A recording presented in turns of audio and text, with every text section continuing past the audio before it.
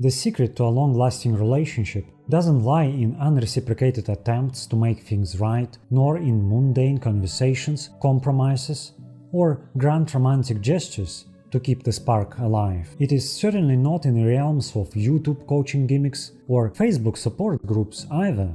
If that were the case, you wouldn't be here watching this. This hidden key to fostering mutual understanding and deep connection lies in mastering the depths of both your and your partner's subconscious. This mysterious subconscious drive once brought you together, and now it is driving you apart. It is also what makes your current experience quite uncomfortable, to say the least. So if you've been puzzled by their odd, unexplainable behavior, why they've pulled away, why they're sending mixed signals, why they left, and why they will try to come back even if you do not want them to, know that the key to all these questions is here. I discovered this hidden key more than 8 years ago. It cost me a fortune, countless sleepless nights, and a few years of my life. Ironically, the key is quite simple. Anyone can use it. In fact, at some point in your relationship, you were using this key to your advantage, and at a certain point, it began working against you, pulling you two apart. And in this video, I'm going to remind you of this key, now lost in a shuffle of emotions and conflict, and presented back to you, wrapped in a couple of hours of cringe-worthy content, returning your power back. This is the recording of one of my private masterminds, which received the highest feedback from my clients. So I've decided to post the main part of it for you as a small gift in this new year. It was intended for men, but the principles I describe are the same, no matter who you are. It is full of insights and stupid jokes, also the slides are missing, but I honestly hope you'll enjoy it. So let's finally deal with your happy Valentine.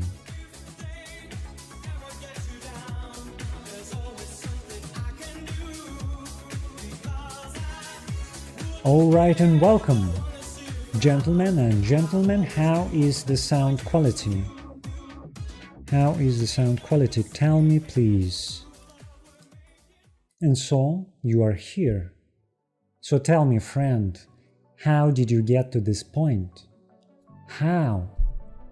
You know what? To answer that, let's go back in time. Yeah, let's take a little trip down memory lane. Remember those golden days when your relationship was still thriving? Let me set the scene for you. Imagine this. It's like your life suddenly turned into one of those cheesy rom-coms, except you're the star. The air seems crisper, the sky a bit bluer, and even the coffee tastes better. It's one of those days when everything just feels right. You're getting ready for the day, humming your favorite tune, and suddenly your phone buzzes. And there's a split second of anticipation, a tiny flutter in your stomach before you even check it.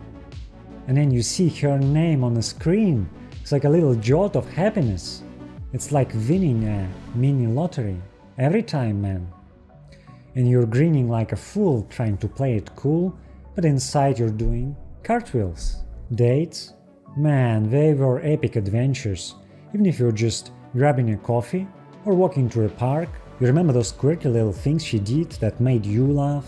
Those early days were something else, man. You guys were like two pieces of a puzzle, just fitting perfectly. Conversations went on for hours.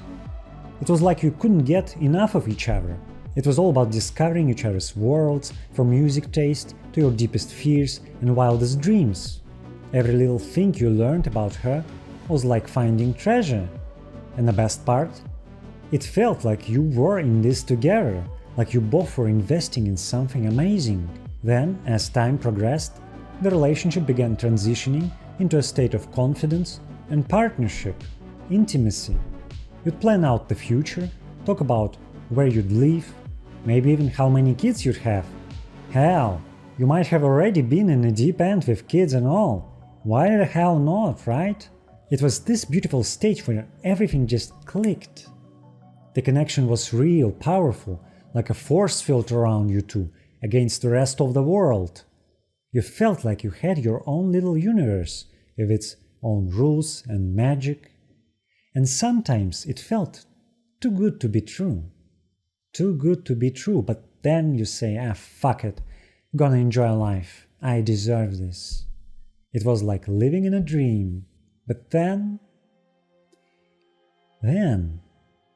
something starts to change. For some reason you notice you're the one putting in more effort, showing more love, and getting more invested. Meanwhile, your partner, they start to drift away. You know the drill. It begins with her taking a bit longer to reply to your texts. Those ones chirpy messages start coming in less and less. And at first you shrug it off, thinking like she's just caught up with works or chores or something. But the pattern sticks.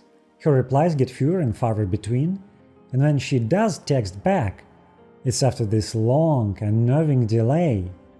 It is subtle, sure, but you cannot shake the feeling that the scales of your communication are tipping, and not in your favor. In person, things start to feel different too. Sometimes during your conversations, you sense she's somewhere else. Her attention restrained. It's like she's physically there with you, but mentally in a completely different place. And you start to notice small physical changes too. She used to reach out to hold your hand across the table, but now her hands stay firmly in her lap. The goodbye hugs that used to linger, full of warmth, now feel rushed, almost redundant. So what do you do, friend? You start picking up the slack. Oh, she's not texting as much. Guess I should do it then. And you do, you text more, you try harder, but here's the catch. The more you reach out, the more she pulls back. It's like this weird dance. You step forward, she steps back. You step forward, she steps back. And the gap just keeps growing, man. Then you try to check in, like, is everything okay? And she hits you with the good old, do not worry, I'm just tired. But deep down you know it's more than that. Then after some time things get really twisted, because she starts changing how she sees you.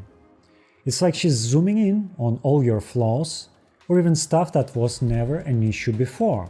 She comes at you with things like, maybe you should change up your style, or how about hitting the gym more, or my personal favorite, because I'm a business owner, and I consult business owners primarily nowadays.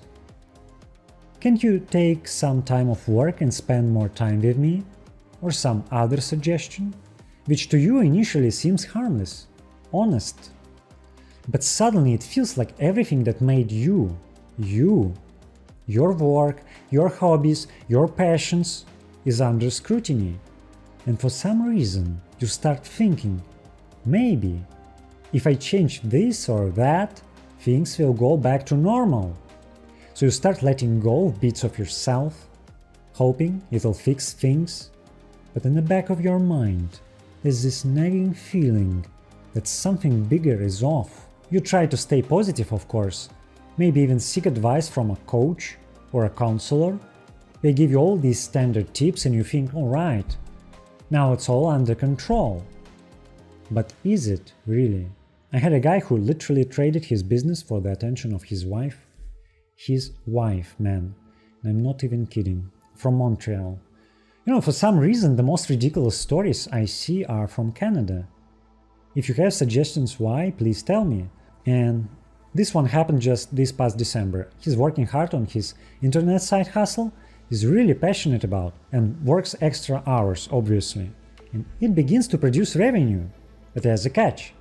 Things at home with his wife. Not going so great. She's growing distant by the day, and it's eating him up inside. In fact, one day, she drops the bomb on him, classic one. I feel like we should spend more time together. You're just not around enough, honey. And by this point, their relationship is so strained, and he's so stressed out, that he sees her words as a massive red alert, and a call to action. But he tries coaching first, and the advice he gets is, man, you gotta choose your priorities. So what does he do? He thinks, right, I gotta fix this fast. And in a desperate bid to fix things, he drops his side business. Can you imagine that? In the middle of the holiday season, a time when everyone's supposed to be all happy and joyful. And you're dropping your passion project just to please her. Everyone is happy, right? Wrong. End of December, she packs up and leaves anyway. Surprise, surprise!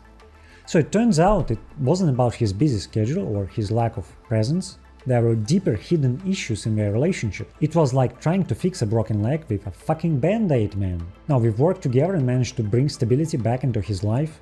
Let's say things are under control now, but believe me, it was no walk in the park. You know what's really ironic about bending over backwards to save a relationship?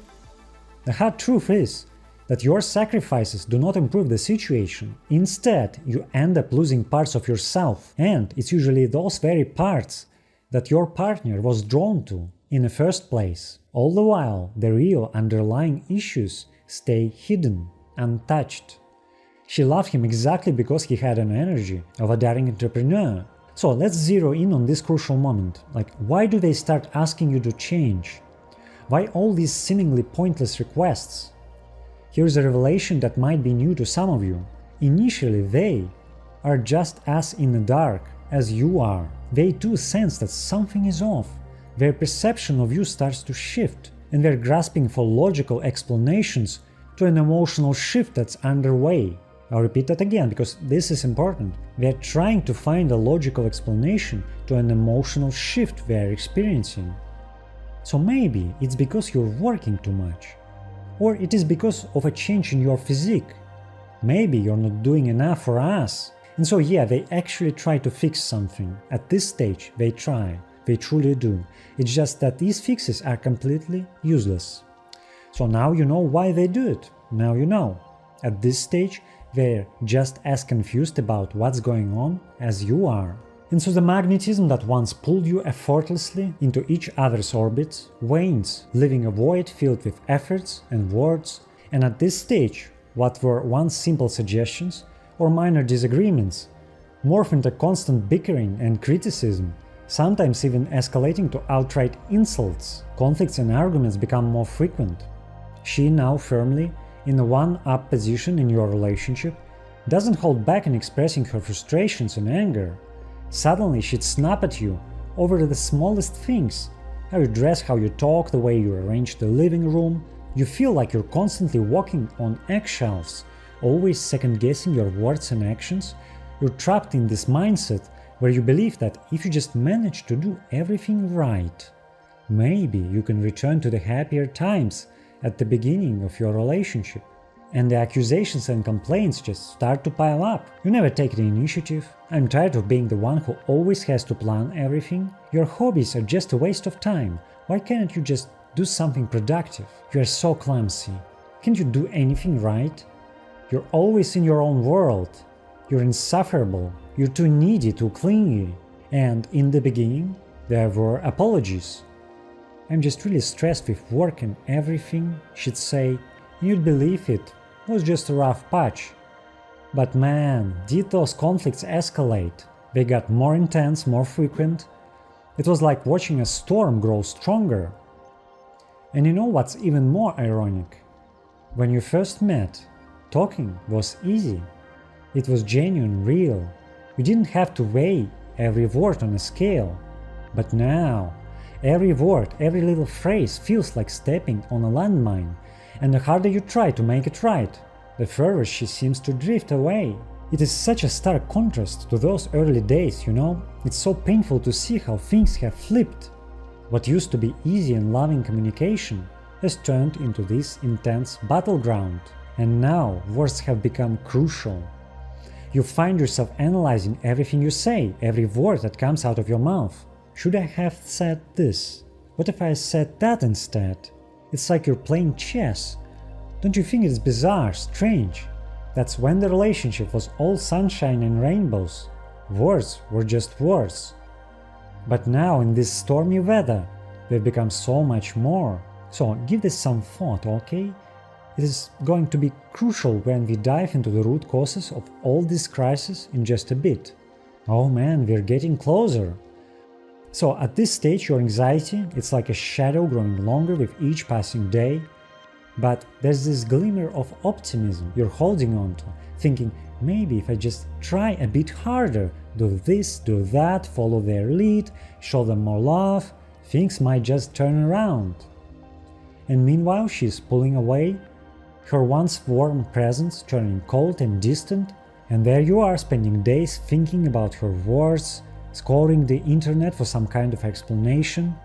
And sometimes, if you're attempting to discuss how you feel about all this and address uncomfortable topics, she will turn it around and accuse you of attempting to limit her autonomy. It's a rough time, really confusing and painful, because that gap between you two, it's widening day by day. And in some cases she hits you with something like, "You're too easygoing, too soft. Why don't you ever stand up for yourself?" And this comment is a rare exception, because it actually hints at the underlying issues. So I had this very interesting couple from Florida who came to me last November, right on the verge of splitting up. And their relationship was like literally walking through a minefield, constantly on edge with fights and hurtful words, ready to blow up at any moment. And the guy was really catching the heat. She was accusing him of being too passive, too laid back, and it seemed like every little thing he did, no matter how small, would just set her off. They had this massive argument, one of their worst, and she let him have it, criticizing him from every angle. But here's where it gets fascinating. This time, he flips the script. Out of sheer desperation, feeling backed into a corner, he does something he's never done before. He stands his ground and basically tells her, "I've had enough of this." And would you believe it? She actually backs down. That night, against all odds, they end up having a really good time. He couldn't believe it. It was like he'd entered a parallel universe. Unfortunately, a week later, it's back to square one. It wasn't a magic bullet, of course, because the root hidden issues remained unaddressed. It is a classic example, actually. By the way, it's the same old story regardless of who's in the hot seat, a guy or a girl. When someone's losing interest, the pattern's pretty much the same.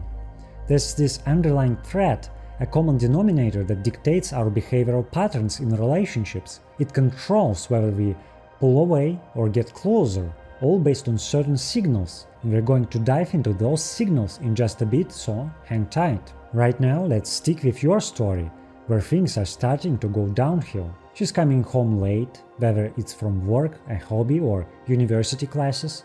Maybe some clubbing activities intensify.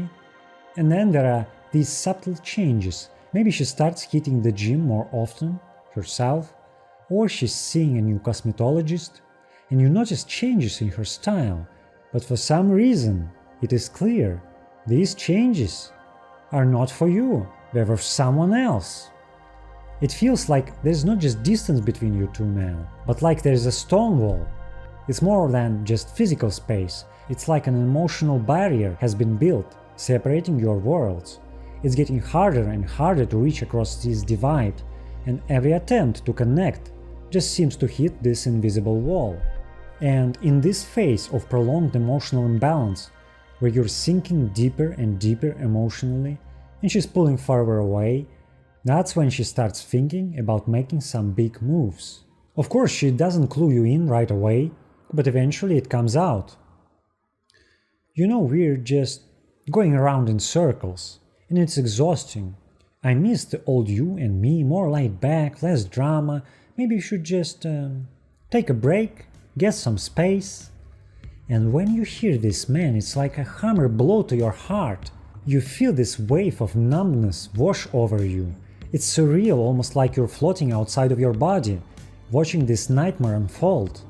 In that moment, 1,000 thoughts race through your mind. Memories of the good times you shared, the plans you had made, the love you thought was solid and unbreakable. It's a storm of confusion and disbelief. How did it come to this? Where did things go so wrong? And your chest tightens, your stomach knots. There's this crushing sense of loss. Even before anything has officially ended, it's like you're mourning the relationship while still standing in its ruins. The world around you seems to blur and fade into the background. And then, after some time, you get hit with the classic line, "I've been thinking we need to have a serious talk." And by this point she might be considering ending the relationship, also she might be already seeking comfort elsewhere. And for her, this breakup has been a long time coming.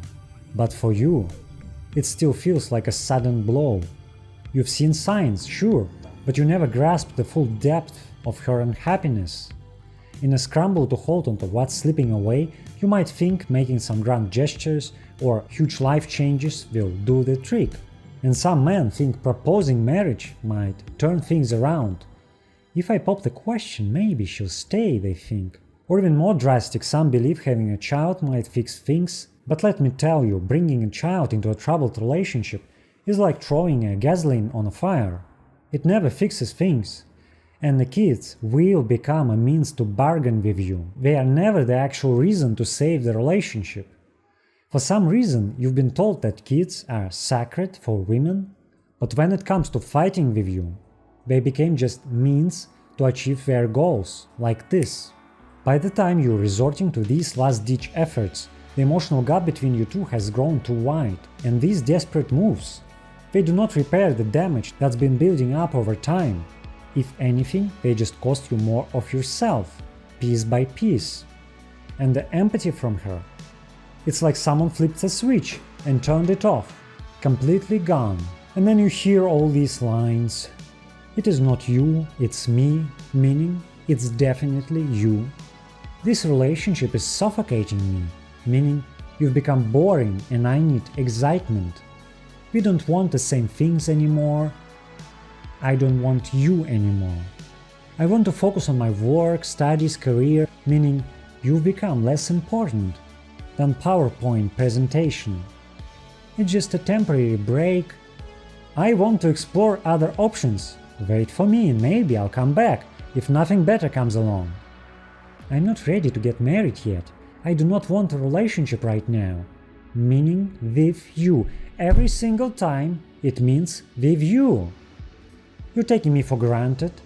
You're not doing enough for me. You're always working and I get lonely. You didn't make me feel wanted," meaning there's someone else who makes and I'm willing to make a trade. "You were emotionally unavailable. I'm a woman, I have needs, I married the wrong person, I've realized that we're heading in different directions. I feel like we've grown apart. Our goals and aspirations don't align. Our differences are becoming more evident." And all these reasons she gives you, like you take them seriously, and in the future you will find yourself trying to fix these things, believing it will bring her back. And an interesting thing here is, at this point, she's basically gaslighting herself into believing these are the real reasons for living, because walking away without a somewhat logical reason feels wrong.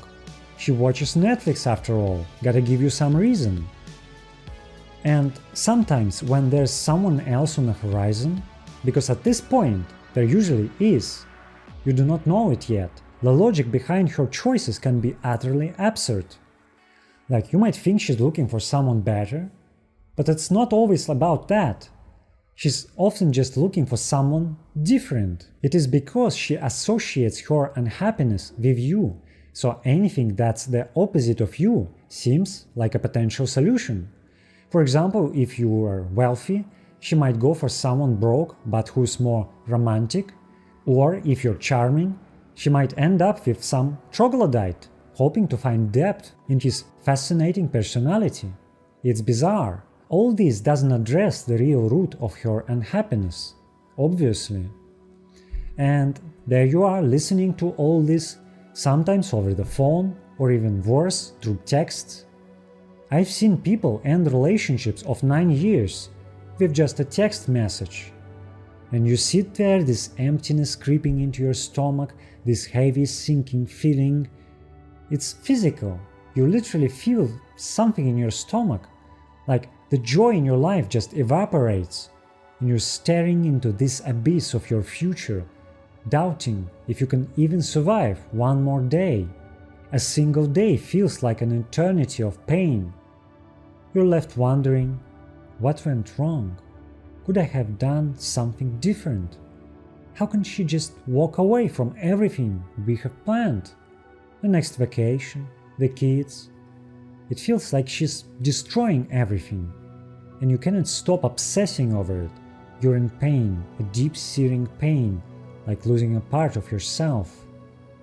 And then you ask yourself, is there anything I can do? There's got to be something, right? And there are only a few exceptions to this scenario, where they leave abruptly, almost like they're speedrunning the whole process.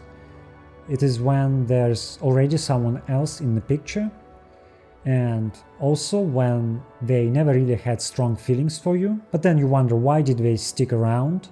It is always because of the tangible, objective benefits you provided: care, financial support, a sense of security, physical intimacy. And if it was a super short thing, a month or two, this means they're usually in a relationship, or, surprise, even married. Now, in an attempt to fix things, you're doing what any normal person would do under such stress. You're scrambling to make sense of it all, trying to talk it out. That's if she even lets you, because sometimes she might just block you right away. And you know what? Usually blocking you is their way of wiping your existence from the view of the next, let's say, victim. And you find yourself sending texts, making calls, and the excuses you come up with to reach out, there's something else. You tell yourself, she still loves me, she's just upset, or it's just some silly misunderstanding, right? She's not answering, okay, I'll just wait a day or two, a week. And you convince yourself that there's just this one thing you need to say, this magical set of words that will fix everything. Maybe it's because I didn't pay for dinner that one time, or it's because I lost my temper. Maybe I should have proposed sooner. And you pour all these theories into her inbox. But the woman on the other end, it's like she's transformed.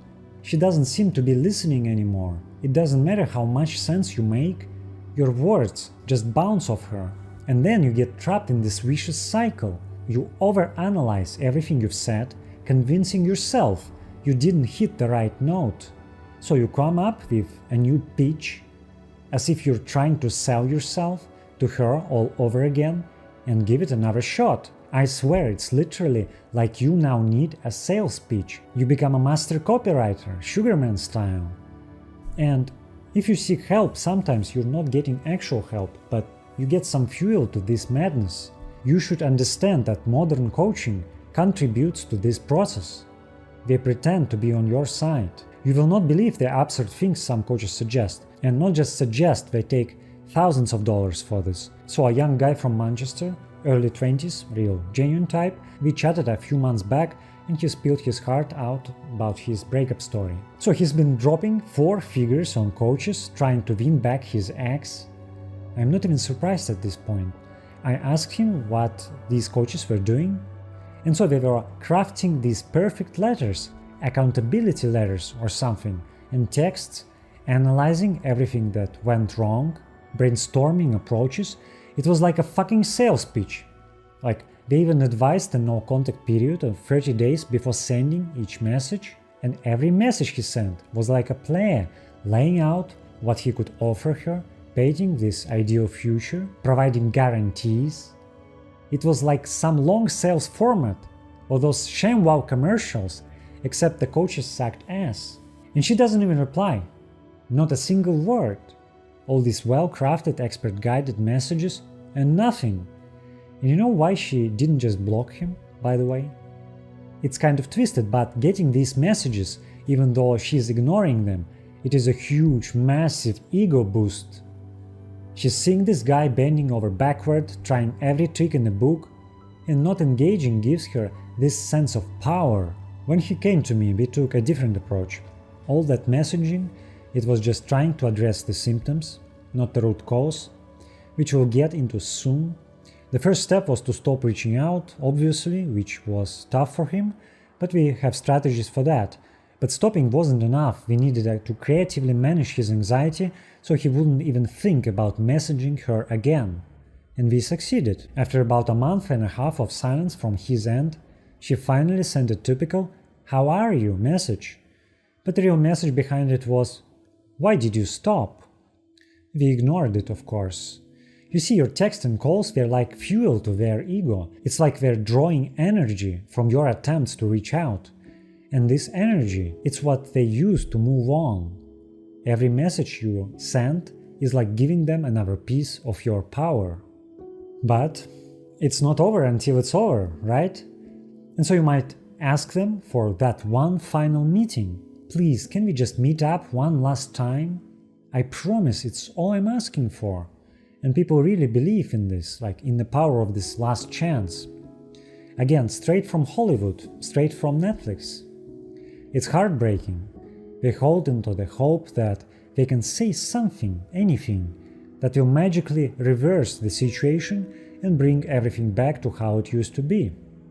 And if you're really persistent, and especially if they do not have someone new in the picture yet, they might actually agree to meet you. Mind you, this is rare, they usually refuse. But there you are, back in some familiar cafe, heart racing, words carefully chosen, and across from you, she seems indifferent, maybe even slightly annoyed, and you start your mental gymnastics. Remember how happy we were. We've shared so many amazing moments, and I believe we can have that again. I really thought about what went wrong. I'm ready to change, to be better for us. Look at what we had. Our lifestyle. Can't you see we're meant to be? Or, I'm going through tough times. I lost my job, but I'll change, I swear. I'll fix myself. I still love you so much. Just give us another chance, please. I know we can make it work with a bit more effort. You said I wasn't doing enough. I get it now, I promise. I'll do more, you deserve it. And her response? It is too late. Too late. But is it the end? No way. Not yet. Because now you're down to the last resort. The ultimate weapon. The weapon to surpass Metal Gear. You turn to friends and relatives for advice. And then some Uncle Joe chimes in with his 2 cents. Oh, wow, you need to step it up. She's a good woman. You just talk to her. I mean, her family like you, right? Go and talk to her mom. She'll help you out. Brilliant. Her mom liked me. That's my in. Uncle Joe, you're a genius. Thank you. And then you try it and you're like, fuck you, Uncle Joe. And you might hold off for a bit, but then some movie or song plants another idea into your head. Like media is full of these anti-patterns, ideas that just don't work in real life, and all your life you consumed gigabytes of it. The notion that you must always make the first move, and the second, and the 100th. You start mimicking stuff from movies and songs almost like you're under their spell. And sometimes you do not even notice it. And then you're embarrassed of yourself, like you've been brainwashed to believe that the nice guy's role is to keep reaching out, to prove through actions and words that he's changed and he's ready, and that this will magically bring her back for a fairy tale ending. Get down on one knee, the whole 9 yards. Let's face the music, friend. In the real world, being the nice guy doing all this stuff, it gets you nowhere. It gets you nothing but punishment and contempt. Doesn't it strike you as odd? You're taught and instructed to do things that achieve the exact opposite of what you expect, of what you want. Ever wonder why? Go tell her that, go buy her that. Where did you get the idea that all this effort, all this self-sacrifice would pay off? And yet, there you are, following the script, tearing yourself apart, and for what? Nothing. So where did these ideas come from? And then there are maybe more gifts, more other stuff, begging. Do you know the article number 1 on my website? It is no contact after begging. And then after some time you finally say something like, I understand you need space. And she's like, and you're like, for now, but I'll wait for you. However long it takes, I'll be right here for you. Your knight in shining armor. You go. Or then comes the most self-destructive move you could make. The crime against yourself, against the God, against the human civilization, against the universe. Agreeing to be just friends. and you subject yourself to a slow, painful erosion of your self-respect, enduring all the crap she'll be throwing at you? Listening to her complaints about her problems, about her crappy job, about that moron of a person she's met? He's not like you, of course, and getting nothing in return, and inevitably watching her dating other people, in essence aiding her journey to move on. Isn't it bizarre? During the peak of your relationship, she didn't need a fucking sales pitch, man, or a reference call with her parents or friends to be convinced about you. She just knew, felt deep down that you were right for each other. More importantly, she was drawn to you, she was captivated by your energy, eager to see you.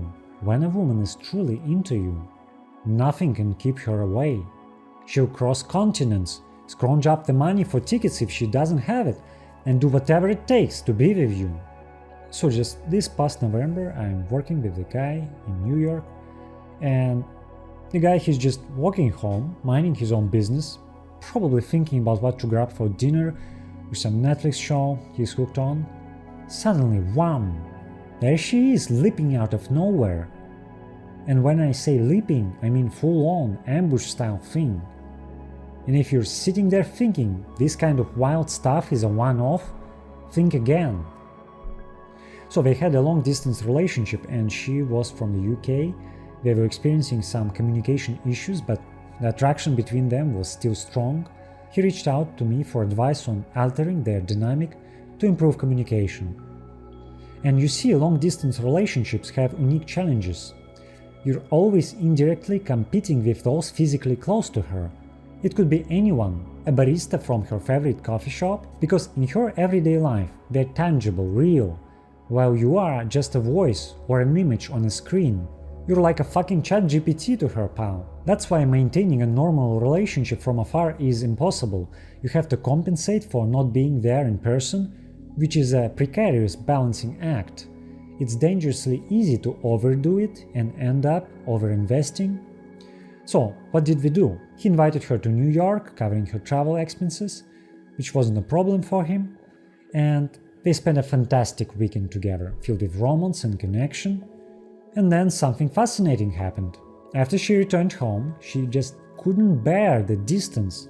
The very next day, she found a way to buy a ticket, flew back, and caught him at his doorstep. No endless text or calls needed. She just had to be with him.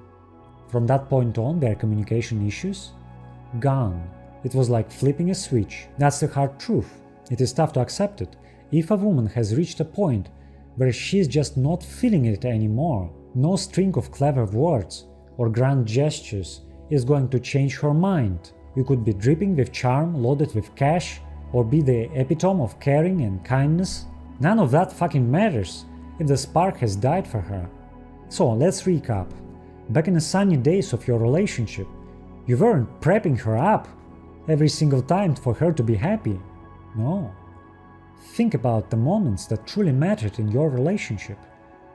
Were they defined by the words spoken, or maybe by some objective qualities of yours? For example, by how much money you've been making, or how good looking you were, or was there an intangible, almost magical quality that made those moments memorable? I'm willing to bet you had moments where a deep, unspoken connection was more powerful than any conversation. Times when you could just sit in silence, side by side, feeling completely content. What do you think was the essence of those moments? And what's missing now? What is missing now?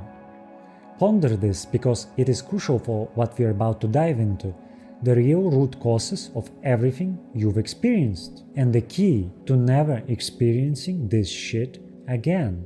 And so, you are here. You are here. Considering everything you've been through, that's impressive. That's impressive. Do you realize how many people simply surrender, lose themselves in despair? I do not work with them. I do not work with broken people. This will sound harsh, but I do not consider myself a messiah. Well, maybe a dark messiah. And yes, people do surrender, do lose themselves in despair, And then after some time they repeat all this cycle again and again and again. But not you. You're here ready for a change, a transformation. I can feel it. So this shit will never happen again.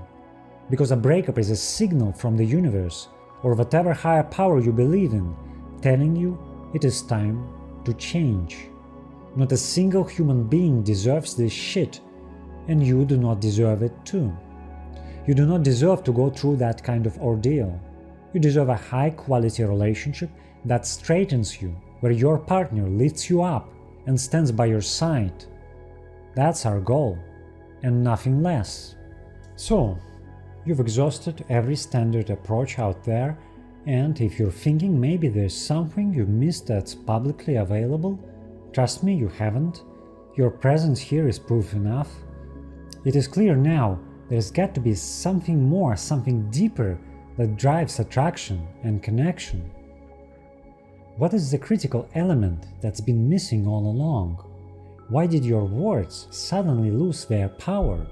How did your partner transform into someone unrecognizable? Why did they walk away in the first place? And why the hell will they come back? Because, hey, newsflash, they will try to return to you, like it or not, so you better be ready for this. Now we clearly see that you've been tricked into doing things that do not only fail to deliver, but backfire, worsening the situation. Again, it's not your fault. And the basics of the system I'm about to share with you, the relationship rebalance system, will change your life forever. And I'm being humble here. It will fit together missing pieces in the puzzle of relationships in your mind. If you've tried every trick in the book and come up short, you're in the right place. With this system, you'll break the cycle and transform into someone who can effortlessly sidestep the pitfalls of heartbreak. You're becoming the master of your destiny, my friend. You will sharpen your perception and will evolve into a person with an almost uncanny ability to detect early warning signs in any type of relationship. You're going to spot troubles before they even begin. You'll see things others miss in your relationship, in your friends' relationships. You'll look at the people around you and you'll see the actual relationship dynamics. And, what's more important, you will be able to confidently build relationships that are not just meaningful but mutually enriching. You're stepping into a world where your love, care, and effort are matched and appreciated, because you're becoming a magnet for balanced, fulfilling relationships. And the best part is that you'll achieve all this without the need for endless, exhausting conversations, compromises that are actually self-sacrifices, or falling for the usual coaching gimmicks and self-help PDF files for $29. You do not have time for that, my friend. You're destined for greater achievements. If you're not aiming for greater achievements, the system isn't for you. It is not for you.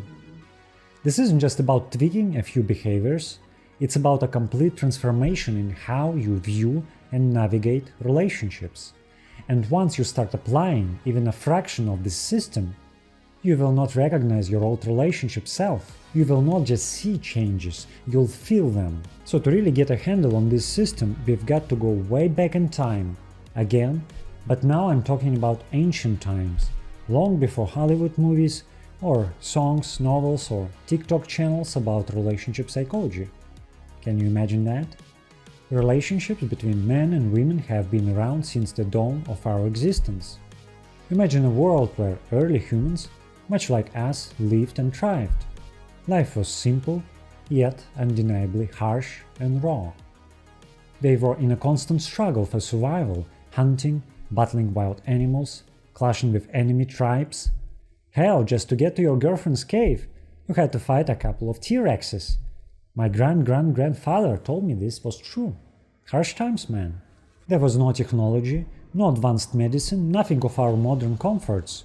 Back in the day, humans didn't even have complex, well-developed speech. Just like me with my English. And in this primal world, relationships still thrived. Couples came together, children were born. You are here today because, way back then, your ancestors managed to navigate these relationships successfully.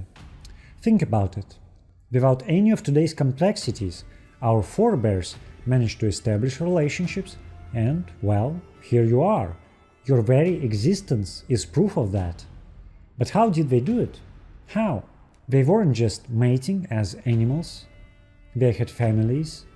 Neither they engaged in weird modern behaviors. Do you think your great-great-grandfather, the chieftain of his tribe or a great hunter of his tribe, resorted to begging on his knees for his partner's affection? Did he vanish for a month only to reappear with grand gestures, changing his style? Of course not.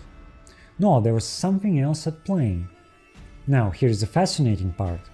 Despite all our advancements in evolution, the fundamental brain structures that govern relationships haven't changed much. Just like we have 2 eyes, 2 hands right now, back in the day, ancient humans had 2 eyes and 2 hands. And just like they had very specific parts of their brain responsible for relationships and mating and attraction and desire, we have these same parts now. And these parts, these systems, work in the exact same way. Wait a second. Something feels off here. Do you feel it too? Oh, I've got it. I smell soy in the air. One of you, my dear viewers, has committed a cardinal sin in our covenant. It seems someone couldn't resist the siren call of soy. Now, sitting in his little hideout, he's sipping on that soy-infused brew, his mind clouded with the venom of doubts and questions. But the nature of these relationships was different, wasn't it? And while it is true that the societal context of ancient relationships was different, the fundamental emotional and psychological drivers were remarkably similar. The need for connection, security, and partnership is a constant in human history. The primal brain functions that drive attraction and bonding have remained consistent regardless of the evolving social structures around them. But haven't we evolved beyond primal instincts in modern relationships? We haven't. The truth is that evolution doesn't work like an iOS update, and not only because it actually works. It doesn't just wipe out the old features. It didn't erase our primal instincts. It built upon them layer by layer. Do you understand? Our modern brains still house the ancient limbic system and lizard brain. While we may rationalize our choices and feelings in relationships, these deep-seated systems continue to play a major role. And acknowledging our primal instincts doesn't oversimplify relationships, it adds a layer of understanding to their complexity, giving you an advantage. Now, what about cultural differences? Cultural differences can only add some layers to the story, again, like customs and traditions, but the deep-seated drives are still there. In some cultures, these drives might be more suppressed, while in others they're expressed more freely.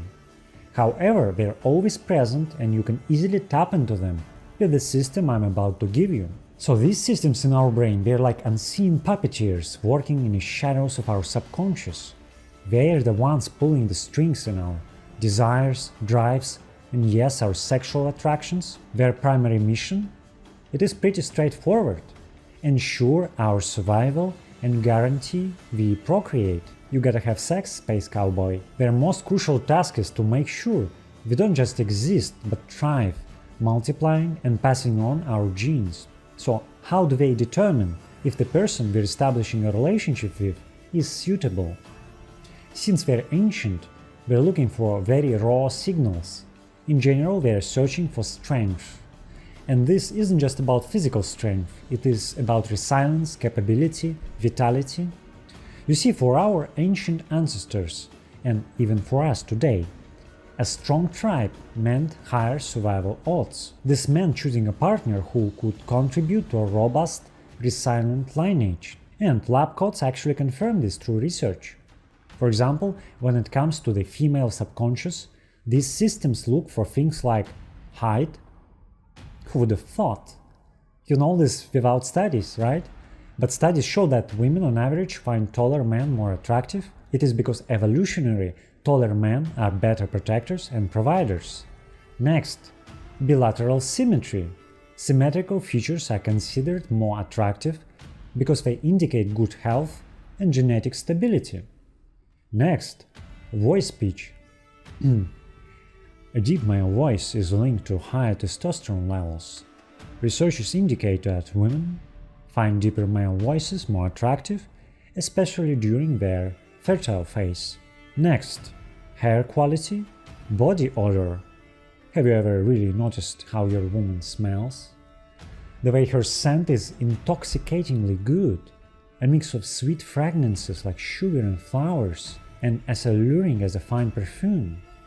It is addictive, it's like a drug.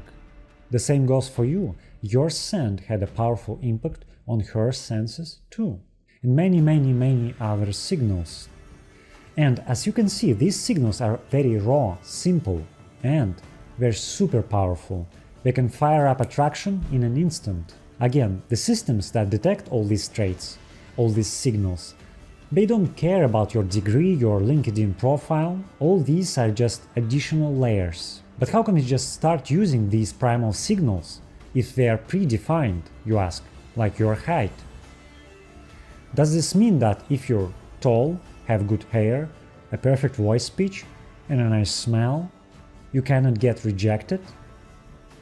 I thought the same, but guess what? It doesn't work like that. It gives you an advantage, but it is not the full set of signals. There's more. There are also signals that are not predefined, and they are even simpler. And guess what? You know about them. When you two were together, you successfully used these same signals subconsciously. But there's more. At a certain point, you stopped using them to your advantage. And in fact, you turned them against yourself. But we'll get to that in just a few more minutes. To summarize, from an evolutionary standpoint, the subconscious is on the lookout for someone who's strong and, as a result, independent. Because only strong individuals can be independent. The weak will either perish because they're weak and frail, or become dependent on the strong. So, independent. As a result, unpredictable, because only an independent individual operates on his own terms. As a result, dangerous. You cannot predict his next moves. One more time, because this is super important. Strength allows you to be independent, meaning you can survive and thrive on your own. You're perfectly content with being alone, and when necessary, you can find your own community, create your own tribe. You cannot be independent without being strong. Next, independency makes you unpredictable, as you operate on your own terms, meaning your vision isn't confined by societal norms. You spit on external expectations. You seek a purpose that aligns with your true self, not one that's imposed upon you by someone else. As a result, you become dangerous. So we've arrived at the 3 major attraction drivers for women. You're most attractive when you're independent, unpredictable, dangerous. All of this indicates strength and health. Now you should clearly see why women are attracted to so-called bad boys. Because bad boys project strength through these 3 drivers. They're independent, unpredictable, dangerous. Of course, women perceive this danger as a danger to the outside world. Now, compare these traits with the often portrayed ideal qualities of a man in modern narratives. He's always agreeable, avoiding conflict, and prioritizing harmony over personal conviction. He's predictable and safe, adhering to societal norms and expectations without deviation. He is non-threatening, often to the point of being overly accommodating and submissive. He insists on paying for everything, even if it means stretching his budget just to please his partner or friends. He frequently says sorry, even for things that aren't his fault, just to keep the peace. He'll cancel his own plans at the last minute if someone else needs him, regardless of the importance of his own commitments. He is the one who always responds to messages immediately, no matter the time or situation. He overextends himself in efforts to impress others, like overdoing gifts or grand gestures. You should always remember, if they require gifts from you, this only means that you are not a gift for them. They do not see you as a gift. So such man hides his true feelings, even if he is upset or uncomfortable, preferring to keep a facade of contentment. He acts as a yes man. He puts everyone else's needs first. You see it everywhere. Movies, shows, YouTube. The nice guy who's always there, always available, ready to agree with anything just to be liked or to maintain peace. And in reality, a woman might stay with such a guy for the objective benefits. But the moment she sees someone who's independent, unpredictable and dangerous, man, you've probably experienced this, or at least some of your friends did. So you meet this girl at school or in uni, she's charming, and you two hit it off right away. You're walking together, talking, laughing, and everything just clicks. It feels like you've known each other forever. You're being your genuine self, kind, attentive, the whole 9 yards. After some time you're thinking about making a move, but then she starts talking about her current situation. She tells you, well, you're a good guy, I like you, I truly do, but I'm seeing someone. I just have to be with Jeff. And Jeff is a fucking troglodyte from Might and Magic, who's on the edge of smashing her skull the next time she even says something. And you're thrown for a loop. You've been nothing but good to her, and here she is, drawn to someone who's clearly bad news. And you're like, why? Why are you doing this, girl? So it's her subconscious at play. While her rational mind knows you are probably a good partner, a good match, especially in today's world, there's something about Jeff's wild, untamed nature that's just pulling her in. And the thing is, Jeff's the kind of guy who defies society, who's unapologetically himself, who's following his primal instincts, and that's appealing to her on a primal level. See, back in the day, guys like Jeff, they were the ones who led tribes. Their aggressive behavior was actually a plus for survival. It still is, by the way, if you know how to use it. And primal attraction is still at work in her subconscious, making her gravitate towards Jeff despite all rational thought. Now you know why. And a woman's power in this context is her ability to find the strongest man possible and captivate him, creating a bond so he would protect, provide, and ensure the well-being of their future offspring. This ability is crucial for survival. Just imagine being next to an aggressive ancient warrior or a chieftain. A woman had to be as cunning as Medusa, as enchanting as a witch to survive. This is why a woman can effortlessly get under your skin, no matter how visibly strong you are, and twist everything around. It is a survival, evolutionary mechanism. And if you're not vigilant, she will consume your spirit and soul, and then she'll leave you, my friend. I'll swear, they're literal witches. And now I can almost hear some of you saying, okay, so attraction isn't logical, right? Wrong. Attraction is logical, but it is not playing by the rules of a LinkedIn profile. It is not tallying up your good qualities, your experiences, or the fancy letters after your name. Mother Nature couldn't care less about your Ivy League degree or your impressive CV. Mother Nature doesn't care about your growing business or a fucking MBA. Fuck MBA, man. Always keep in mind that these primal brain systems, they're old school. They're not keeping up with our fast-paced modern world. They're not sitting there analyzing whether a programmer, a drop shipper swimming in cash, or some crypto NFT kid is probably a better fit for a family than a literal Uruk-hai, fresh off the boat. Well, I'm probably wrong about NFT kid, but you get the idea. The point is that these systems are looking for different signs of strength and compatibility, signs that have been present and relevant for thousands and thousands and thousands of years. This is why, if you want to successfully and effortlessly navigate the complex maze of relationships, you've got to learn how to speak directly to these ancient systems, bypassing the conscious mind. I'd go as far as to say that trying to handle relationships without acknowledging this primal part of your partner is like trying to drive a car with a blindfold on. You've got the wheel, the gas, and the brakes, but good luck figuring out where the fuck you're going. In a relationship, every light on the dashboard, every rumble under the hood, it means something. Ignoring those signals, that's like flooring the gas pedal when you should be checking the oil. It's not just about the moves you make, it's about understanding and responding to the feedback you're getting. And sometimes, man, let's be honest, you're not just driving any car, you're behind the wheel of a fucking high-performance sports car. It's exciting, but man, it requires attention and finesse. You need to be in tune with every growl of the engine.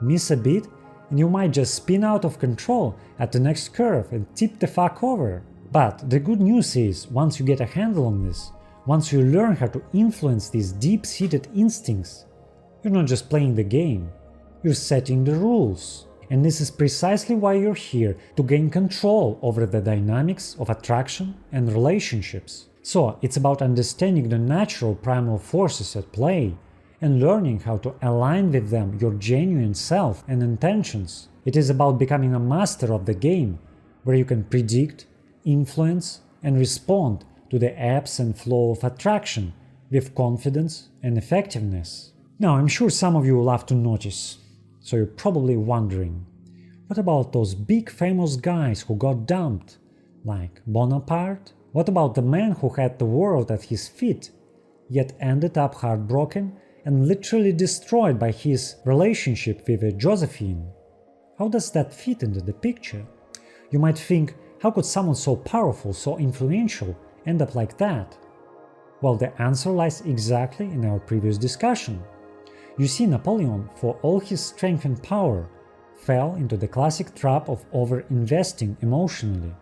He put Josephine on a pedestal, making her the center of his world.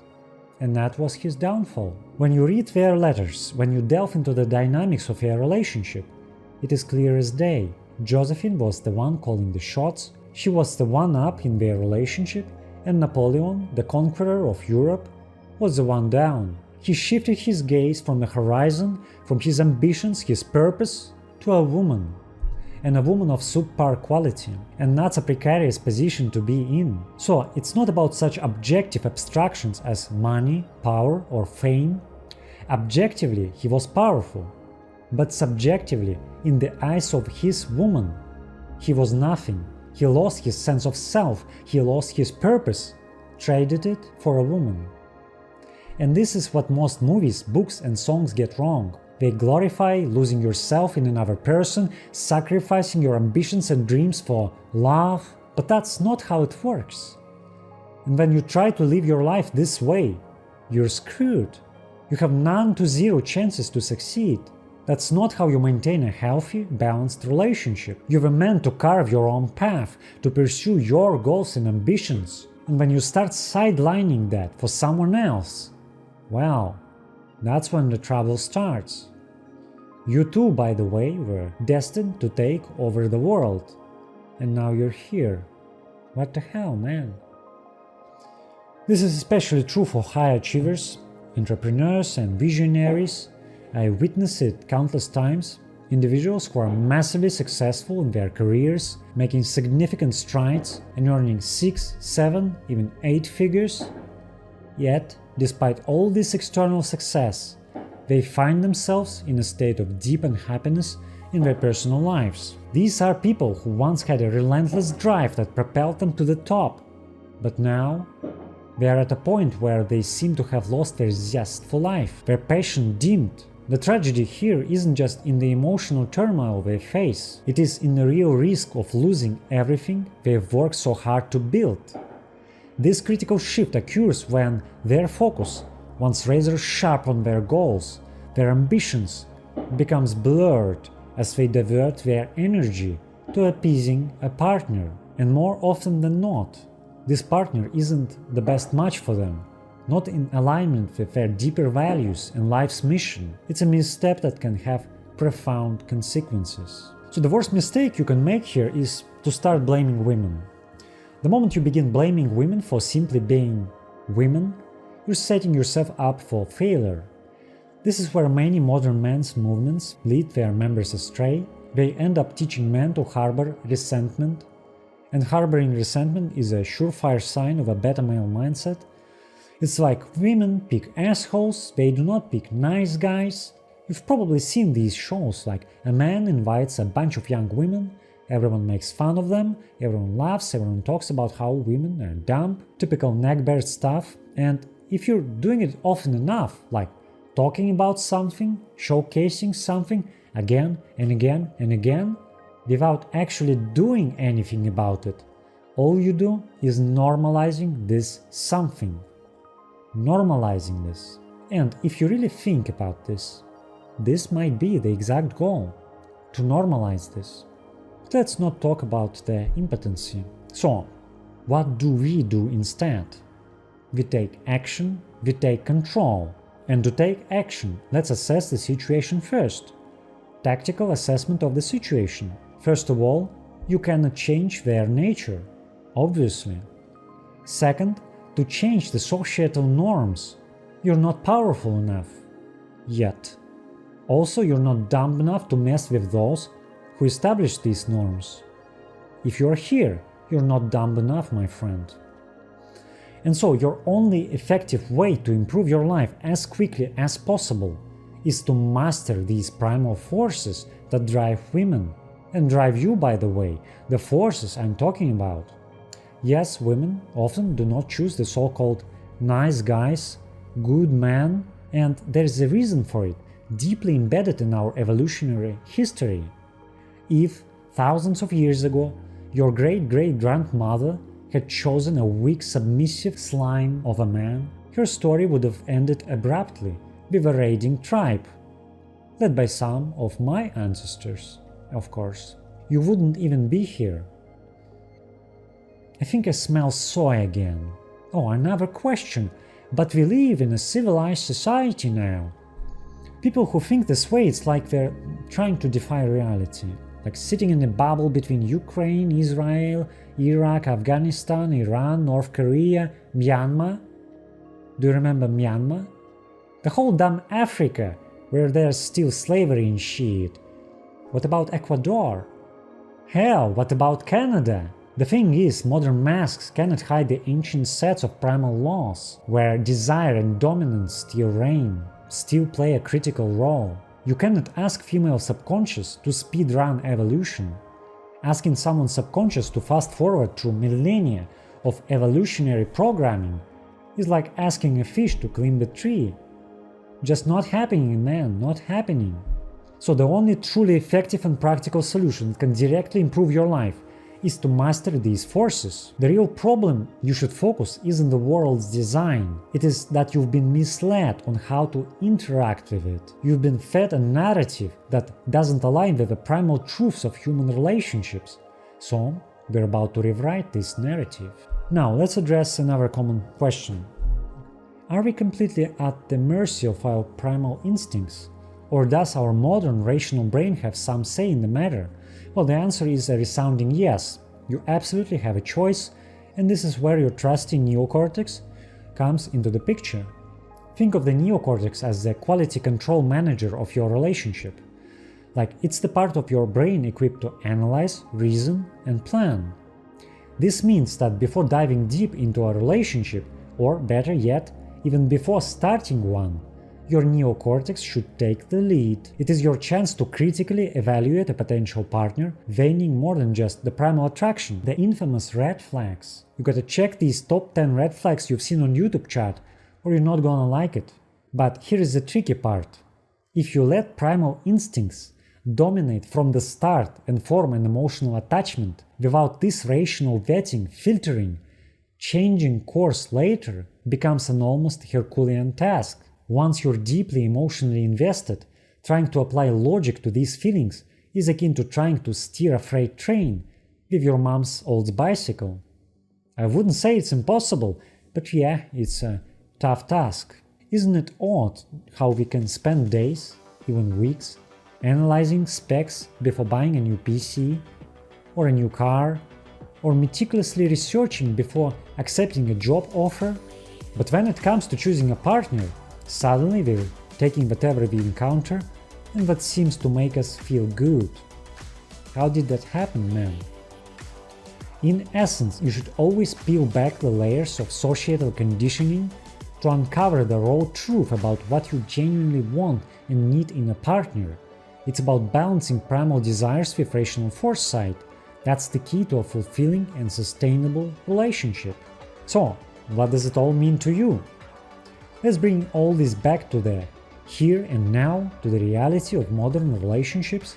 Consider this scenario. Things start to go south in your relationship and your partner begins to pull away. You're trying to bridge the gap, more talking, more pleading, trying desperately to fix things, to reel her back in.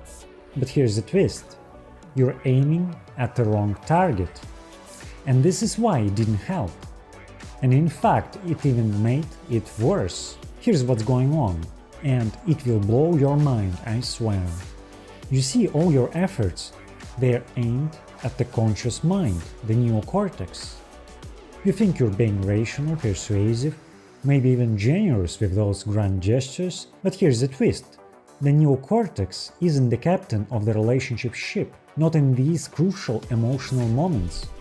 And ironically, while you're busy appealing to her rational side, your actions, which aimed at closing the distance she is creating, are sending a very different message, a signal to her subconscious, to her limbic system. This part of the brain is like the ultimate surveillance system, always on, always watching. And guess what? In this high-stakes game, it is seeing your efforts as one big waving red flag. Simply speaking, her subconscious sees you being desperate, needy.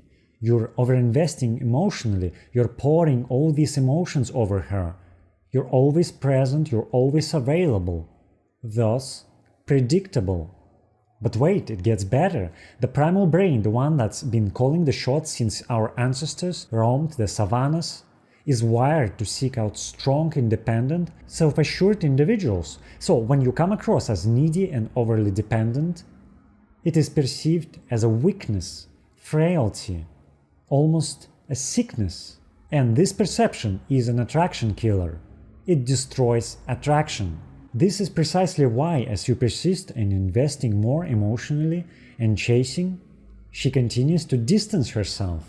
This is why she's confused in the initial stages, just as you are. Her rational mind still recognizes the compatibility between you two, but the subconscious is already flicking off the switches. And as you continue the chase, the initial indifference morphs into annoyance. The annoyance turns into pity. And pity can evolve into outright disgust.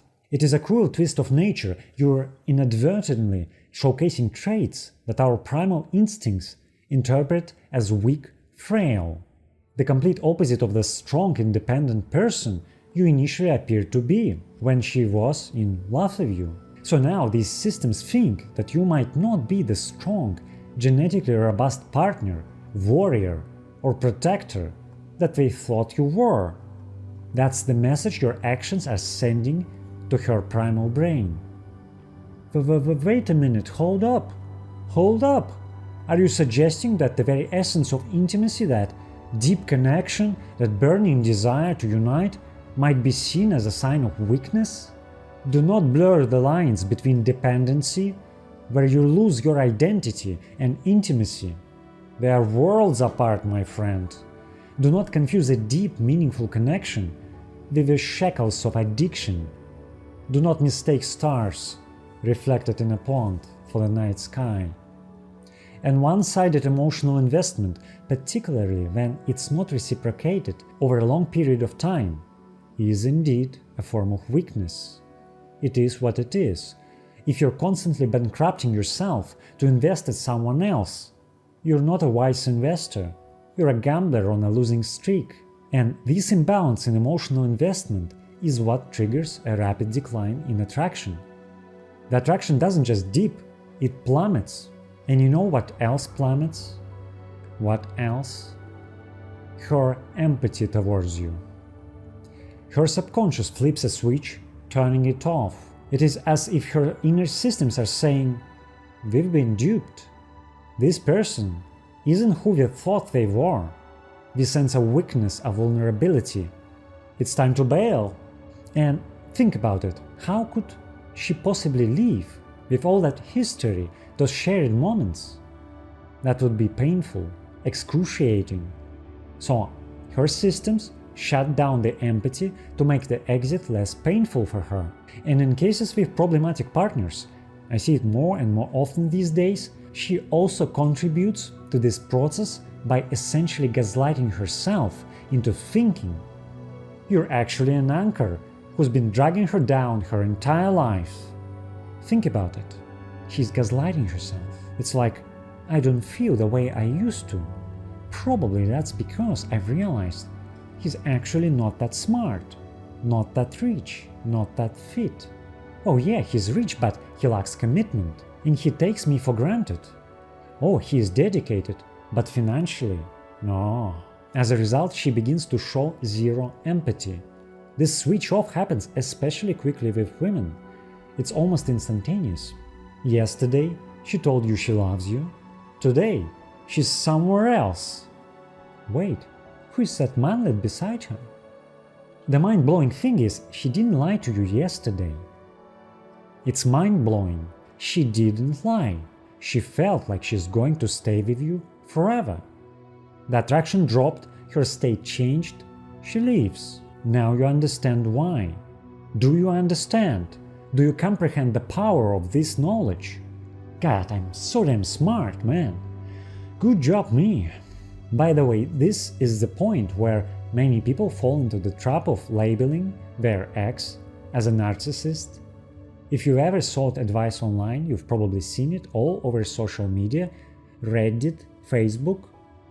My ex must be a narcissist, they just don't care, I was lied to.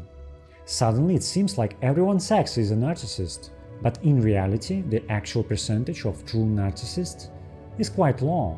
Studies show it's around 0.5% in the US. So before jumping to conclusions, it is important to understand the complex dynamics at play and how our brain's wiring can dramatically alter our perceptions and reactions. So those of you who've hit rock bottom, who've spent months trying to win back an ex, know exactly what I'm talking about.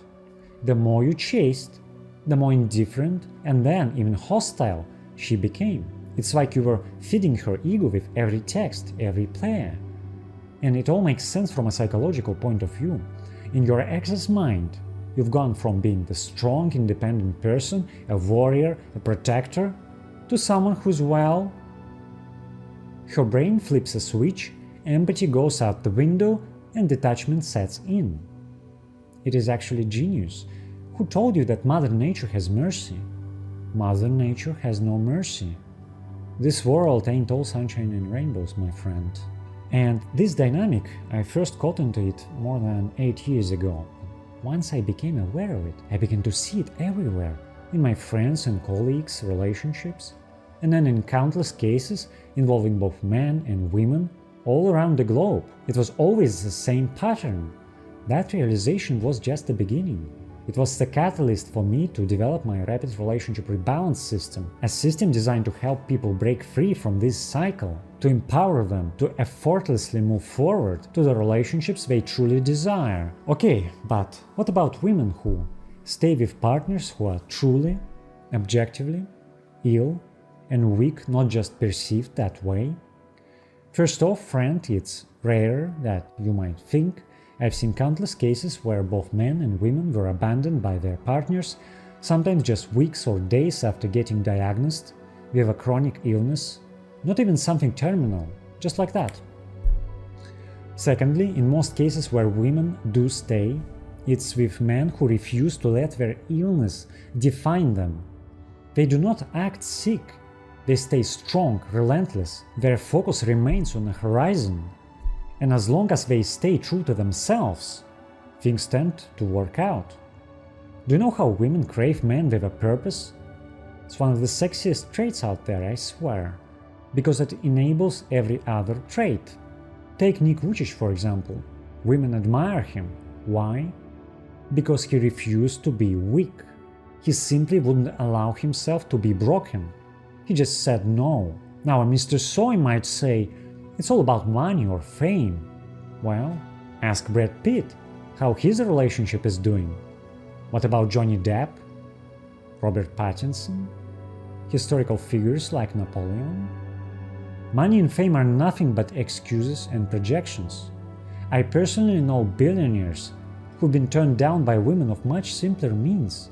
Women they try to bring up to their level. We're talking about literal waitresses. Handsome, rich, young men. Didn't matter. Destroyed. Those deep-rooted systems that govern attraction and desire, they do not care about wealth or fame. That's a medium IQ take. These systems solely focus on your patterns of behavior. Do you live your life like a warrior, like a king, or not? Lastly, in rare, very rare scenarios where men act weak and project weakness and a woman stays, the relationship often morphs in something akin to maternal love. Again, it's rare. To really grasp this, think in primal terms, a simple yet powerful example to understand these core mechanics. Imagine a warrior or an ancient leader. If his partner begins to drift away, he doesn't lose his focus or become distraught.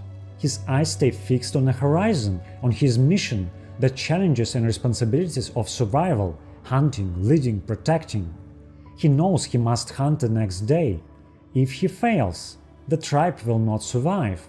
If he is not strong enough, the next battle with a rival tribe will be their last. He's occupied with critical tasks. So when she starts to pull away, he doesn't panic and start chasing after her, trying to bridge the gap and fix everything. No, he remains indifferent, and by doing so, he passes the test. As a result, she's the one who ends up closing the distance. This stops the negative dynamic from continuing, and remember, almost every woman will tell you, if you ignore me, I'll leave. But the truth is, she won't. I recall a funny story. You know, there are women who, after an argument, sometimes start to dramatically pack their things, declaring, I'm leaving to my parents' place. Something straight out of Hollywood movie. I heard this client from Houston, Texas. This exact scenario happened to him not once, but twice in a single month. His partner, quite emotional, would start conflicts. They'd argue heatedly, and she'd pack her stuff and leave for a few days. Each time he would plead with her to come back, and she did. But then the cycle would repeat. He came to me for advice, and this situation, while it might seem unique, is actually pretty common. I gave him a simple yet effective solution: just don't react. And if you ask most women, they'll say, if you don't react, I'll leave for sure, and for good. But the truth is different. In reality, the next time, he simply didn't react. He kept working, he's a remote worker, so he's working from home. And she's like, I'm leaving. And he's, okay. And after a few minutes, she's like, this time, I'm leaving for good. You're insufferable. And he's fooling his laptop. She was enraged, man. Do you know what happened next? She cried and apologized. And she stopped pulling that stunt again, at least for now, all because he passed the test. Of course, it wasn't a conscious test on her part. It's not about those cliched top 10 tests women do, you gotta pass them, chat, she'll be yours. It's moronic YouTube crap you've probably seen. No, there was a dip in attraction, she started to withdraw, and the moment her subconscious realized he wasn't chasing after her, the dynamic shifted, the attraction bounced back, the drama ceased. To recap, here are the key points. First, you've been conditioned to focus solely on conscious communication with your partner. This is especially dangerous with women. This approach overlooks the power of the subconscious mind, which is significantly more influential in controlling attraction and desire. for successful steering of your relationship in the direction you desire. It is crucial to learn how to effectively target their subconscious and tap into their limbic system. Second, almost any behavior aimed at closing the distance between you two post-breakup is perceived as a sign of dependency, frailty, and even illness. So, do not engage in such behavior. And this is not a tip, this is prescription. And a third, when leaving a partner perceived as frail or ill, nature's design ensures that the leaving party doesn't experience stress. Thus, do not expect empathy from them at this stage. And this lack of empathy doesn't reflect your worthiness of kindness. It also doesn't indicate an addiction to narcissists or to cold-hearted individuals. Rather, it's a perception issue that exists in your partner's mind and is a normal psychological response. So, we've already explored how your partner perceives your pursuit when they're distancing themselves. But before we dive into practical, effective solutions for improving your relationship experience, there's one more critical insight you need to understand. Brace yourself, because this might be a tough pill to swallow. I have something interesting to tell you, and you're not gonna like it. This revelation will actually fucking blow your mind, what's left of it. Because we're going to delve into how your subconscious perceives your actions. And believe me, this is vitally important. It's about how these perceptions impact you, your life, your well-being, your future,